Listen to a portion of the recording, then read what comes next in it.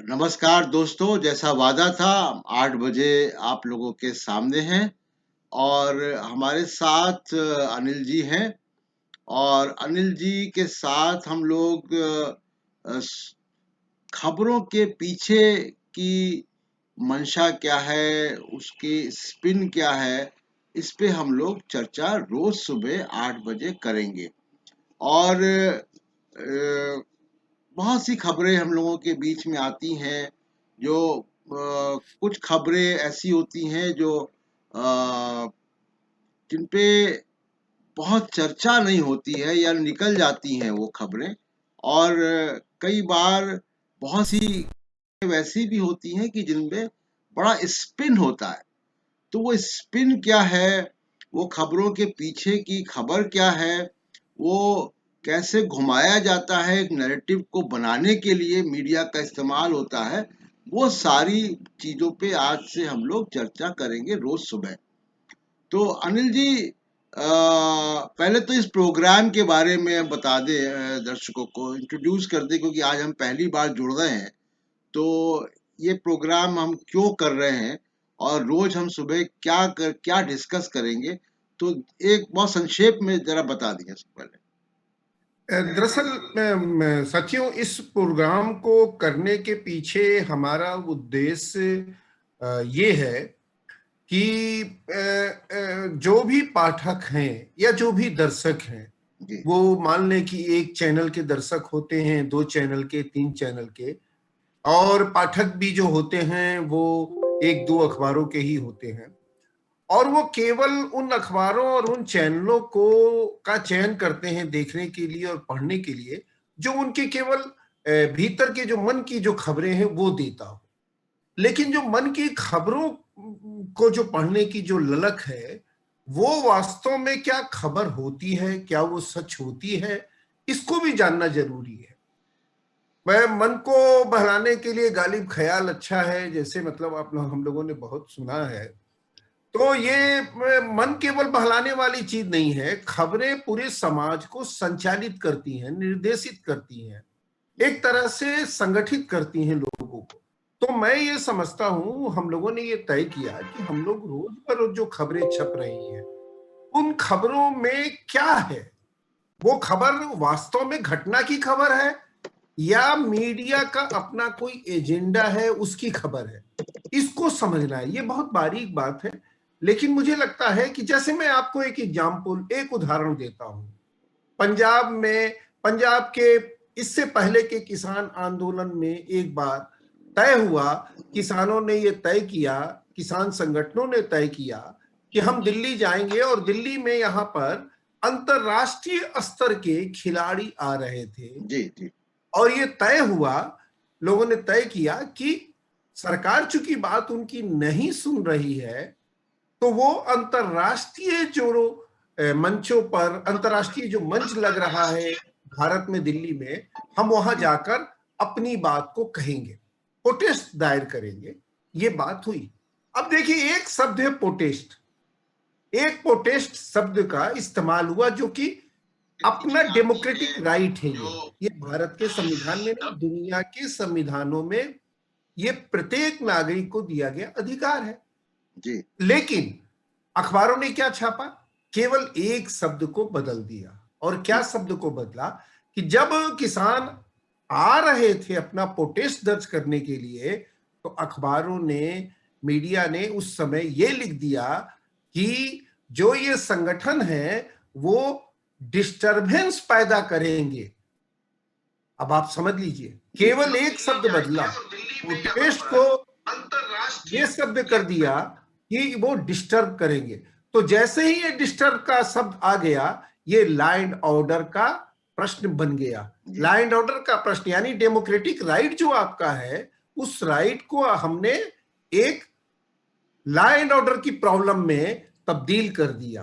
और उसका नतीजा जो हुआ कि पुलिस खड़ी कर दी गई, आर्मी खड़ी कर दी गई कि ये लोग डिस्टर्ब करने आ रहे हैं, दुनिया में देश को बदनाम करने आ रहे हैं। यहां इसका एक्सटेंशन हुआ और नतीजे के तौर पर हमने ये देखा कि वो प्रोटेस्ट के लिए जो किसान संगठन है वो नहीं आ पाए।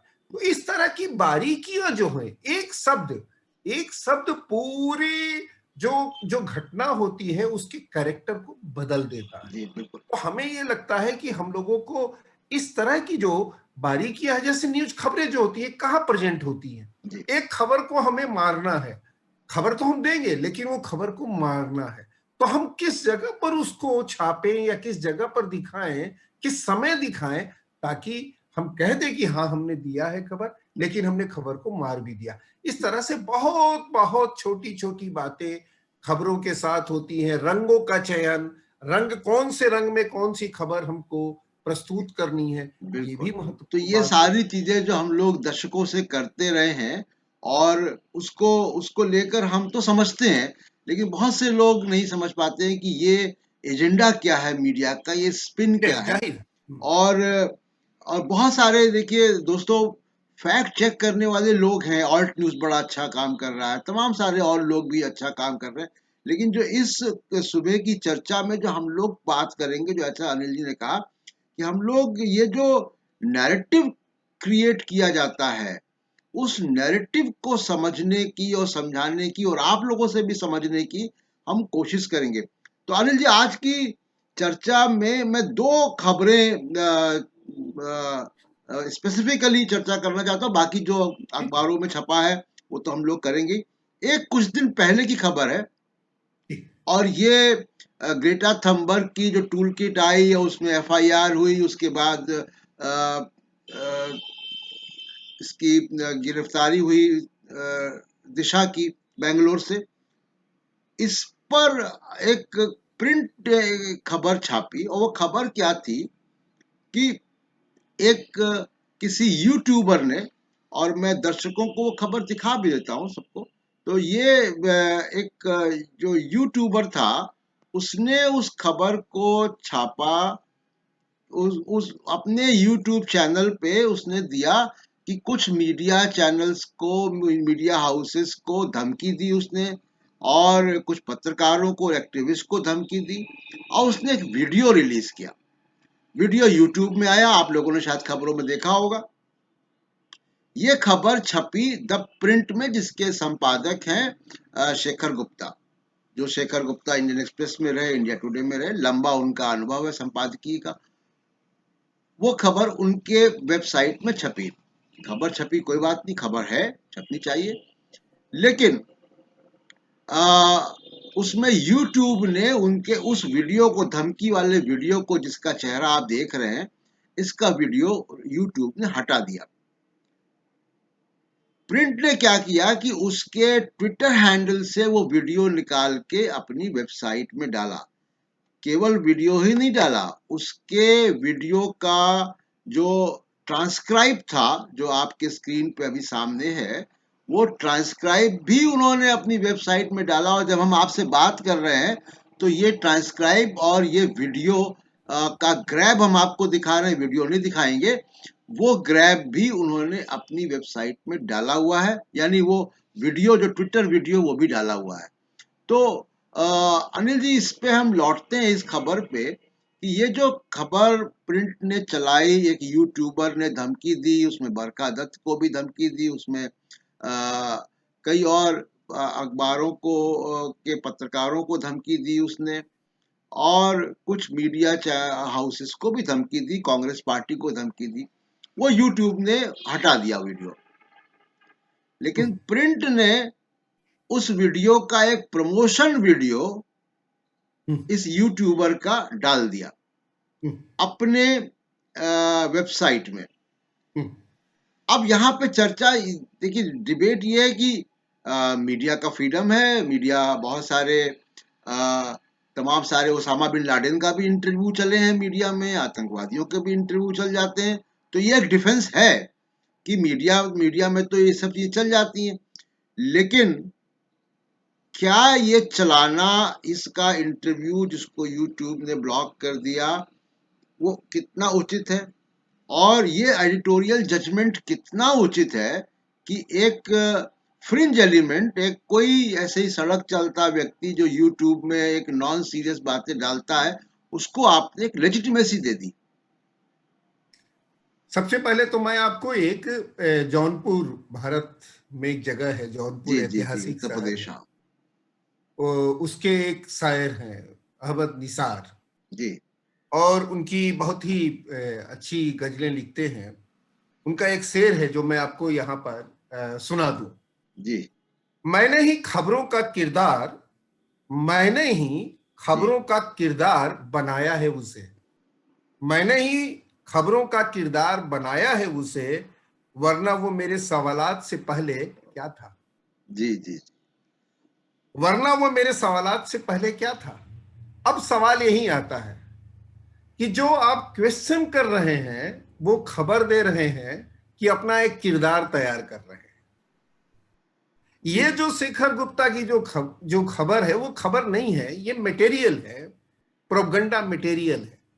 और प्रोपगंडा की जो पूरी स्ट्रेटजी होती है वो यही होती है कि एक कमरे में वो तैयार होती है, और फिर उसको सपोर्ट करने वाला जो ढांचा होता है वो धीरे धीरे धीरे धीरे उसको डेवलप करता है, उसको एक लार्जर यानी बड़े समूह के बीच में ले जाता है। तो लगभग यही मामला है। संपादक जो है वो फॉरवर्डिंग एजेंसी नहीं है जी कि जी जी व्हाट्सएप आप चैट कर रहे हैं उसको फॉरवर्ड कर दिया हमने, कहीं ऐसा नहीं है। संपादक जो होता है उसको ये पहचान होनी चाहिए कि क्या ये रियल ट्रेट है या फेक ट्रेट। और शेखर गुप्ता जैसे लोग तो रिपोर्टर रहे हैं, वो संपादक से पहले रिपोर्टर रहे हैं। ये बिल्कुल। बात आप समझे और हम समझे और मुझे कि आप सोचिए, असम की और पंजाब की उनकी रिपोर्टिंग। मैं वही कह रहा हूं कि वो एक रिपोर्टर के रूप में जाने जाते हैं, यानी कि वो खबरों का एकदम चेहरा पढ़कर, जो भी मटेरियल आता है उसका चेहरा पढ़कर बता सकते थे या बता सकते हैं कि इस खबर के पीछे क्या है, सच्चाई क्या है। लेकिन आपने एक प्रोपगंडा मटेरियल को फिर से आपने उसको एक लार्जर कंस्टिट्यूएंसी, एक बड़ी कंस्टिट्यूएंसी आपने दी। आप इससे क्या करना चाहते हैं? आप दिखना चाहते हैं प्रो पीपुल। आप क्या दिखना चाहते हैं? आप दिखना चाहते हैं कि हम ऐसे लोग जो सरकार के भक्त हैं या ऐसी आइडियोलॉजी के भक्त हैं, हम उसके विरोध में हैं। नहीं, दरअसल ये क्या होता है कि दिक्कत क्या होती है कि जब एक पैकेजिंग लोग कर लेते हैं अपनी, जी यानी कि चेहरा हमारा कुछ दिखे और हमारी जो भीतर की जो जरूरत है कुछ और हो, तो दिल और दिमाग का कोई रिश्ता नहीं जब होता है तो फिर दिक्कत होती है, और ये जी पैकेजिंग से फिर काम चलाना पड़ता है। अब इसमें देखिए शेखर गुप्ता को कोई इसमें थ्रेटनिंग नहीं मिली है, एक और वैसे लोगों को मिली है जो कि इस रूप में जाने जाते हैं कि ये लोग लोगों की आवाज को बुलंद करते हैं या लोगों के पक्ष को मजबूती के साथ रखते हैं। ये वैसे तमाम मीडिया ऑर्गेनाइजेशंस हैं और मीडिया पर्सन्स हैं, ऐसे लोग हैं ये। अब आपको क्या जरूरत पड़ी थी है? आप क्या इस तरह की चीजों को देकर एक तो अपना किरदार खड़ा कर रहे हैं, और क्या ये जो थ्रेटनिंग है, ये जो धमकी है, उस धमकी को आप एक ऐसे मैसेज के रूप में इस्तेमाल करना चाहते हैं कि जो लोग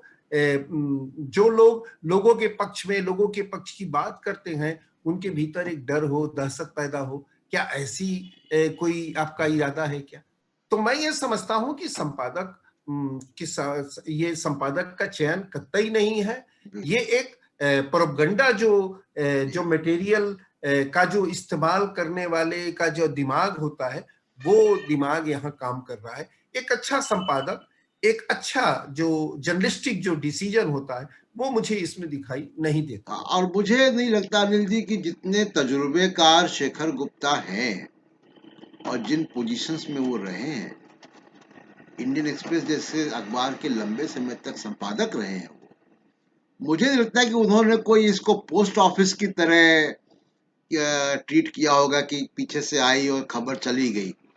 ये उनका निर्णय है, हाँ, और वो निर्णय निर्णय वो एक समाज में जिस तरीके का प्रोपेगेंडा मटेरियल पहुंचना चाहिए, जिस तरीके के लोगों को प्लेटफॉर्म देना चाहिए, वो दे रहे हैं। बिल्कुल और सही।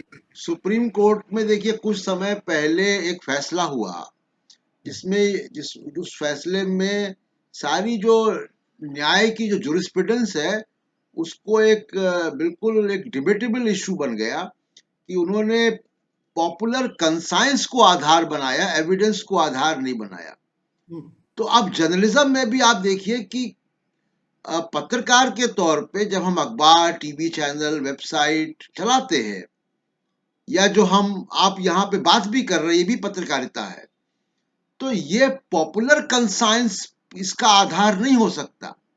नहीं हो सकता, फैक्ट आधार हाँ, होगा। कि जो और ये पॉपुलर भी नहीं है, जी ये दरअसल पॉपुलर भी नहीं जो है। मैं ये बात कह रहा हूं कि सड़कों पे पॉपुलर हो भी रही नहीं है। है, जो बात गली कूचे में सड़कों में हो रही है, और उस बात को उसमें कोई बहुत नॉन सीरियस एक नैरेटिव खड़ा होता है, तो जरूरी नहीं कि उसको हम मास मीडिया में लाकर प्रचारित कर दें।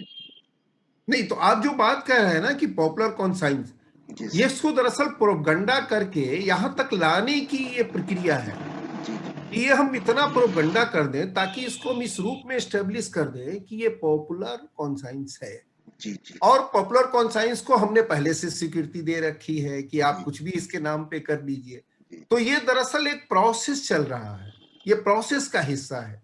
और इसमें द प्रिंट ने ये जो किया है उस प्रोसेस के हिस्से का ही एक जी। तरह से वो कड़ी बन गया है, उसकी एक कड़ी के रूप में दिख रहा अनिल जी, दूसरी खबर पे हम चर्चा करते हैं, और वो दूसरी खबर जो है वो बीबीसी में कुछ दिन पहले आई है, और वो प्रिंसेस लतीफा हैं, जी। यूएई की।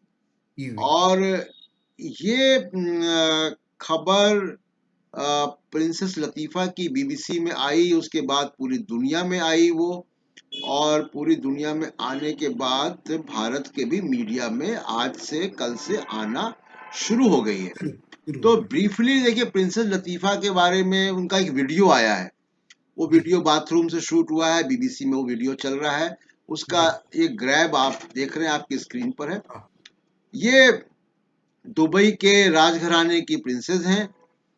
इनको बहुत समय से इनकी इनकी एक हिस्ट्री रही है। उनको इनको इनके पिताजी ने इनको मदर बना के रखा। इनकी जी। बहन भी, इनकी माँ और इनकी बहन पहले ही यूरोप चली गई थी। हम आज इस पे चर्चा क्या करना चाहते हैं, ये मैं थोड़ा सा ब्रीफली आपको बता दूं। जी। चर्चा ये है कि अब ये बीबीसी में खबर आई, पूरी दुनिया में खबर आई, और पूरी दुनिया के मीडिया के बाद अब भारत में भी खबर आ रही है। और आज इंडियन एक्सप्रेस में एक्सप्लेनर भी आया है कि ये कौन है, उनको क्यों जेल में रखा गया, एक विला में रखा गया दुबई में। तो प्रिंसेस के बारे में पूरा एक्सप्लेनर इंडियन एक्सप्रेस में आया है। जो बात नहीं आई है वो हम चर्चा करते हैं कि जो बात नहीं आई है। जी। जो बात नहीं आई है अनिल जी, वो ये है कि प्रिंसेस लतीफा बंद थी, बंधक थी। 2018 में वो किसी तरह भारत। से भागी, हम्म। और भागने के बाद वो वहां से बच के निकली अपने चंगुल से, अपने पिता के। बहुत जालिम उनके पिता हैं। और वो भारत के जो समुद्री सीमा है उसके इर्द गिर्द पहुंच गई, गोवा में। ये बात है मार्च 2018 की। ये पहुंच गई वहां पे, और दुबई की पुलिस और भारतीय सुरक्षा बलों के साझा कार्यक्रम में, साझा ऑपरेशन में इनको गिरफ्तार करके वापस भेज दिया गया। वापस क्यों भेज दिया गया? क्योंकि उनके बदले क्रिश्चियन माइकल का एक्सट्रेडिशन हुआ, और वो ठीक चुनाव से पहले हुआ, दिसंबर 2018 में, जब 2019 के चुनाव में हम जा रहे थे। और आपको याद होगा, दोस्तों आपको भी याद होगा कि इलेक्शन की रैलियों में क्रिश्चियन मिशेल को लेकर काफी नरेंद्र मोदी ने तमाम रैलियों में कांग्रेस पार्टी को, सोनिया गांधी को निशाना बनाया। उसके तमाम तरीके के जो सीबीआई के लीक मीडिया में आने लगे। अब वो अभी भी जेल में है, अब लीक आना उसके बंद हो गए हैं, वो अभी भी भारत की जेल में है। तो प्रिंसेस लतीफा का जो ये पहलू है कि कैसे उसका उस समय जब पकड़ी गई प्रिंसेस लतीफा, और जब ये आए क्रिश्चियन माइकल यहाँ पे भारत में, तो एनएसए जो है अजीत डोभाल, उनको काफी जेम्स बॉन्ड की तरह हमारे मीडिया ने उनको दिखाया, लेकिन उसके पीछे की डील तब भी नहीं बताई थी। तमाम सारे इंटरनेशनल अखबारों में आया। दूसरा पहलू अनिल जी इसमें मैं ये भी बताना चाहता हूं कि देखिए, बाइडेन के आने के बाद कुछ दुनिया में तब्दीली दिखेगी, जिसमें कि जिसका कनेक्शन इस खबर से भी है। अच्छा।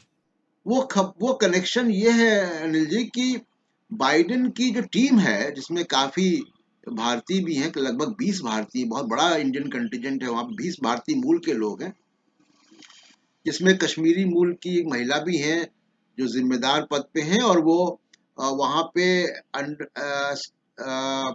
ह्यूमन राइट्स की मंत्रालय की मंत्री हैं। अमेरिका में ह्यूमन राइट्स का मंत्रालय भी होता है, डेमोक्रेसी और ह्यूमन राइट्स। हमारे एनएचआरसी है, उसका पता भी नहीं कि वो क्या करता है।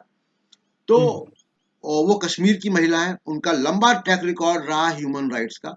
तो जो अमेरिका का जो नया निजाम आया है, और उसमें काफी जोर ह्यूमन राइट्स पर है, काफी ह्यूमन राइट बैकग्राउंड के लोग बाइडेन की टीम में हैं।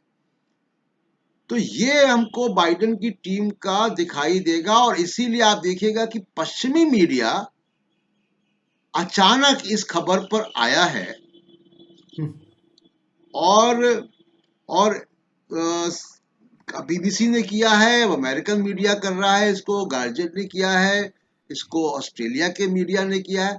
तो जो पश्चिमी मीडिया है वो इस बात को समझ रहा है कि जो बाइडेन की जो रिजीम है उसमें उसको किस रास्ते पर चलना है। और ये खबर पे आप देखिएगा कि अगले कुछ दिनों में बहुत इंटरेस्टिंग डेवलपमेंट होंगे कि जो यूएई लंबे समय तक अमेरिका का पार्टनर रहा है, उसके साथ अब ह्यूमन राइट भी जुड़ेगा। और मैं इसी संदर्भ में ये भी बता दूं कि जब जो बाइडेन और नरेंद्र मोदी की बातचीत हुई फोन पर, तो दोनों देशों ने, भारत ने भी और अमेरिका ने, दोनों देशों ने अपने अपने प्रेस नोट जारी किए। अमेरिकन प्रेस नोट में डेमोक्रेसी और डेमोक्रेटिक इंस्टीट्यूशंस, लोकतंत्र की संस्थाओं की रक्षा की बात बहुत जोर से की गई। भारतीय पक्ष से जो प्रेस रिलीज आया वो इस बात को गोल कर गया। तो ये जो प्रिंसेस की जो गिरफ्तारी, प्रिंसेस का जो वीडियो आया है उसको लेकर, और जो इंडियन मीडिया में अभी, मतलब इंडियन एक्सप्रेस ही मैंने देखा है सुबह, तो वो उसमें उन्होंने वो हिस्सा गोल कर दिया।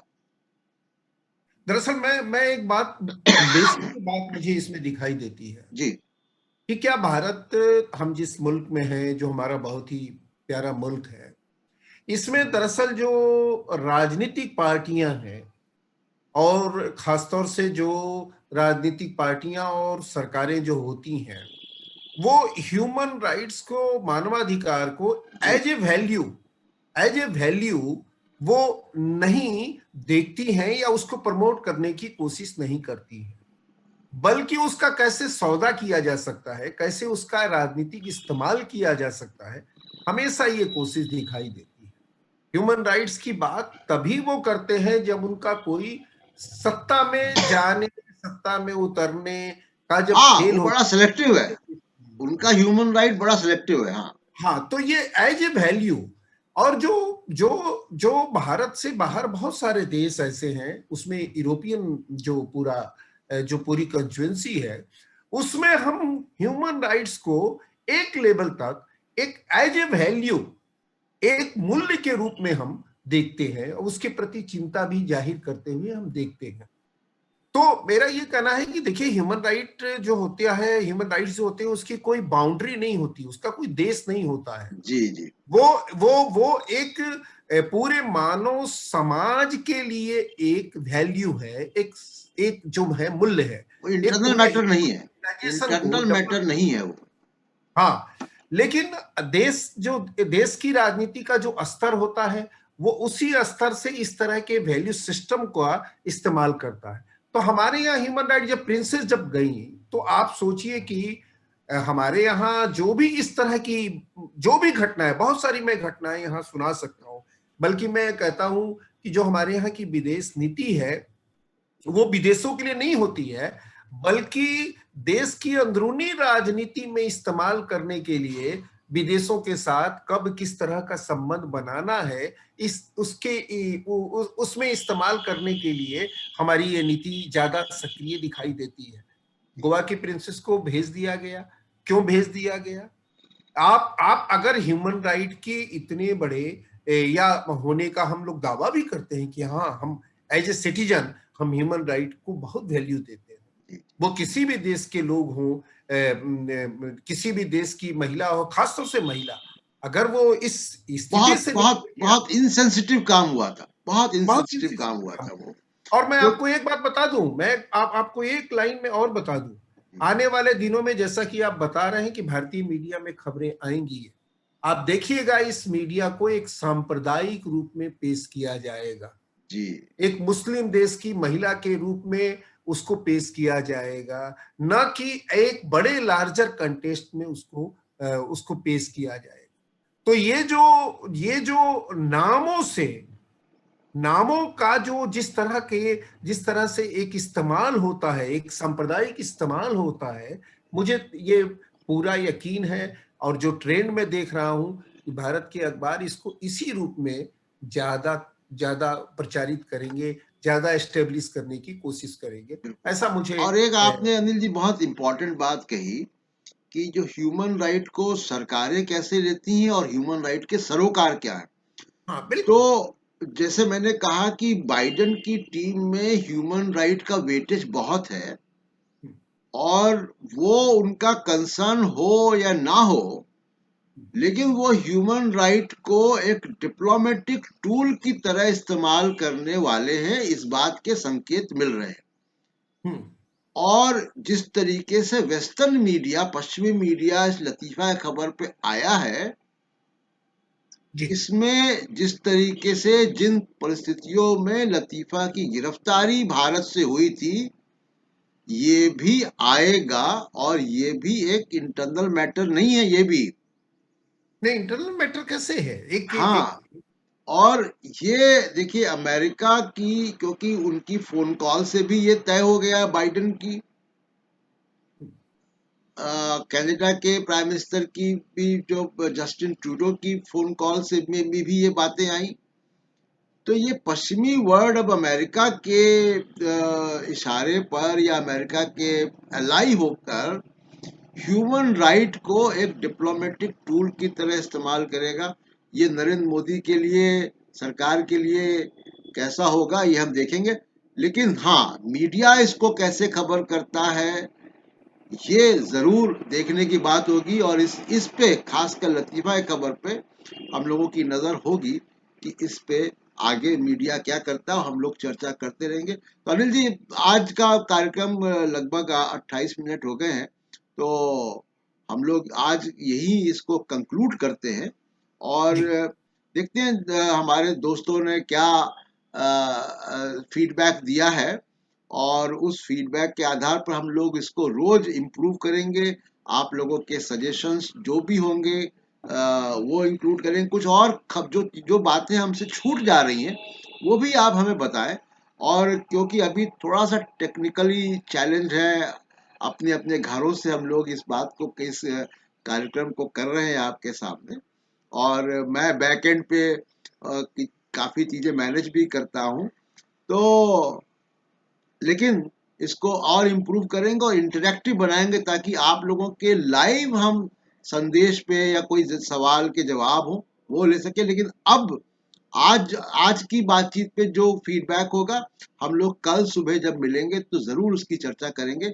एक 5 मिनट का अनिल जी इस पे रख लेंगे हम लोग कार्यक्रम के अंत में भी, कि हम अपने दोस्तों का जो भी कमेंट होंगे तो उस पे भी हम लोग, जो ठीक ठाक आप कमेंट, कर अच्छे सकते हैं, कमेंट वो होंगे उस पे हम लोग चर्चा बहुत ही करें। जरूरी होगा, क्योंकि जो हमारे दोस्त साथी सुनने वाले लोग हैं, जी जी जाहिर सी बात है कि वो अखबार पढ़ते हैं, और अगर वो 2-3 अखबार पढ़े तो उनके सामने बहुत सारे सवाल आएंगे। एक अखबार से निकल के 2-3 तरह के मिजाज वाले अखबार यदि पढ़ें वो, या वेबसाइट देखें या चैनल देखें, एक ही तरह के नहीं 10, एक ही एक ही एक ही तरह से समझ रखने वाले, सोचने वाले चैनलों को, अखबारों को अगर आप देखेंगे तो शायद बहुत सारे क्वेश्चन नहीं निकल के आएंगे, बल्कि आपका दिमाग जो पुख्ता और हो जाएगा किसी गलत बात को लेकर, किसी झूठ को लेकर, और वो बहुत दिखाई दे रहा है। तो इसीलिए जो जो एक अलग अलग मिजाज के जो अखबार, टेलीविजन है, वो उसको अगर देखकर हमारे इस प्रोग्राम को, हम लोगों के प्रोग्राम को लोग देखें और सुने और क्वेश्चन करें। मेरा, हम लोगों का सबसे महत्वपूर्ण है कि क्वेश्चन करें, सवाल करें, तब शायद हम लोगों के लिए, सबसे हम लोग मानेंगे कि ये कार्यक्रम का जो उद्देश्य है वो तभी शायद सफल हो सकता है, उसकी सार्थकता है। चलिए, आज के लिए दोस्तों इतना ही, और हम लोगों को इजाजत दें। अनिल जी, शुक्रिया सुबह सुबह हमारे साथ जुड़ने के लिए अपने घर से। और कल सुबह 8 बजे फिर मुलाकात होगी और आपके सुझावों का इंतजार है। नमस्कार।